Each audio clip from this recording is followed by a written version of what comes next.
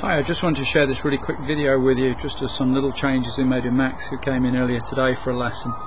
I haven't seen Max now for about 6 or 7 months, doesn't really play a tremendous amount of golf, but wants to start playing a little bit more. I just thought some of these changes were quite interesting, maybe for you to see. Obviously the one on the right, the early one, we made some changes to the grip, we changed the left hand position a little bit, we got the ball a little bit further back in the stance and the hands a little forward. Pretty generic stuff that you'd expect to change when looking at a swing.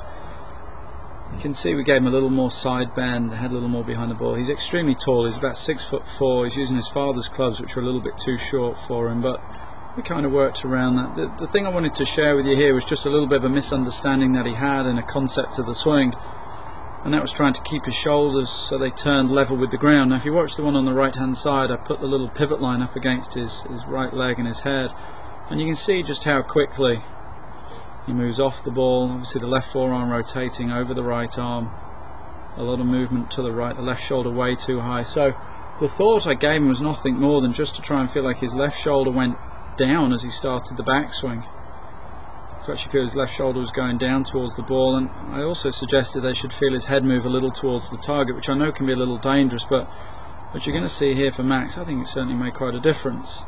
Now I know some of you will say, well, it looks like he's shifted to the left, and yeah, he has a little bit. We can see that on the force play here, he's gone 61 onto his left side, but I think from where he was and struggling to make contact with the ground, this is quite an upgrade. Obviously the right arm then puts him in a very different looking spot at this stage. Top of the backswing, I know the right leg's gone in a little bit and the hip has internally come in on itself, but you can see, again, in comparison to where he was, I think he's got far more of a chance of keeping that golf club striking the ground in the same spot.